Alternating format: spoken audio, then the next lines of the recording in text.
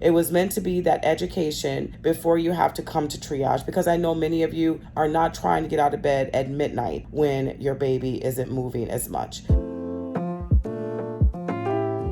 Hello everyone. Today's a pretty not so rough call day, so I figured there's one other thing that I wanted to talk about that I think is something that brings a lot of women to the hospital, to the triage, and that is decreased fetal movement. Well, that is concerning. After having 8 children, I can say there were about 3 of my kids, and they were typically all the boys, who just would, when you lay down at night, you're used to the baby just playing jumping jacks in your belly. When it's time for you to go to bed, all of a sudden they don't. And you're like, oh, well, that's interesting. Why aren't they moving? So what are the common causes of decreased fetal movement? Baby sleep-wake cycles. And that's just really the bottom line. Some babies, as babies age and the gestational age gets, older, essentially, a 28-week-old baby is going to have a different sleep-wake cycle and pattern than a 34-week-old baby. So a lot of times what parents and moms don't understand is the fact that baby is probably sleeping, and baby is sleeping a little bit more now than what they were before. The other thing is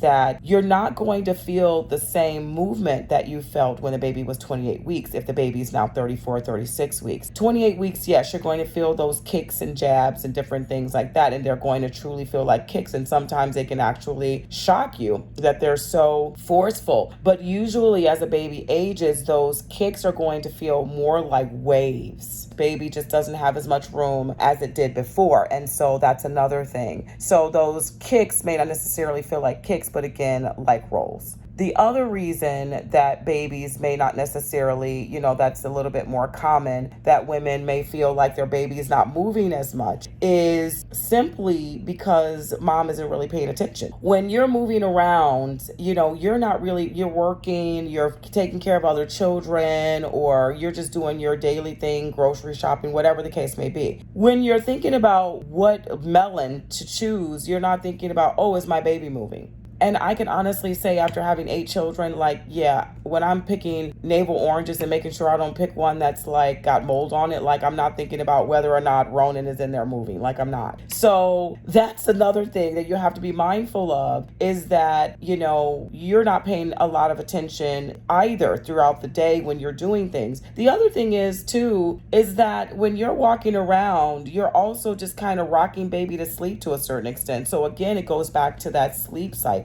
that they may be in. Usually when patients come in, and some of them do come in multiple times, and they talk about decreased fetal movement, then I usually will talk to them about how to do fetal kick counts. Now, everybody's a little bit different in terms of how they tell patients to do this, but really the concept is still the same. And so to do fetal kick counts, what I usually recommend is I recommend to patients to find a place in the house where you can lie down with no TV, no radio, no iPad, no cell phone, just you, yourself, and your baby inside your belly. No other children, nobody else talking to you, not your spouse to be distracting, none of that, just you and your baby. If you feel at least 10 movements from your baby within 1 hour, then usually that means the well-being of the baby is fine. Now, I do tell some patients that if they don't feel that after they have waited for about an hour or so, if they haven't really felt what they needed to feel, go ahead and get some juice, try to eat something, get some cold water, and sit down again for another hour and see if they feel that. If baby just kind of wakes up, great. If not,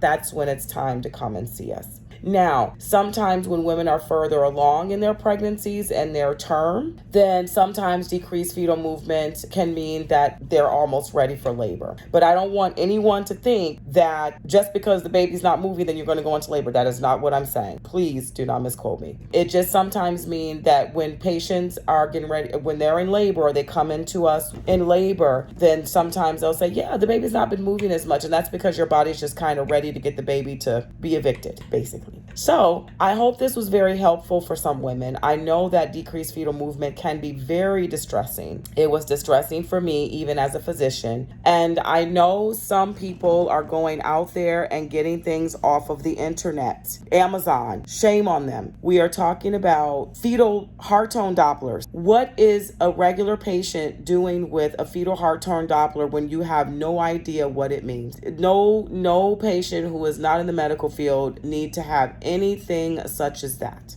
And I'm going to tell you and give you an example as to why. I had a patient who came and was listening to the baby on Doppler and said, oh my God, the baby's heart rate was 70 beats per minute. So I asked the patient, well, what was your heart rate? Oh, I don't know. Right. You're probably picking up your own. So that's why you leave those things to the medical professional. Yes, it's cool to hear your baby's heartbeat, but then when you don't get it right, it makes you crazy. So just don't do it. Leave it up to us. If you have a problem, you have a question, you have a concern, that's why the triage is available for you to always come and see us. But I would love to be able to educate you on these things before you do come so that, things are a little less stressful, for women when they're going through things like this. So that's what this video was meant to be. It was meant to be that education before you have to come to triage, because I know many of you are not trying to get out of bed at midnight when your baby isn't moving as much. So this just gives you a little tool and tip to be able to kind of get that figured out. All right. Thanks, guys. I hope this helped. Again, bye.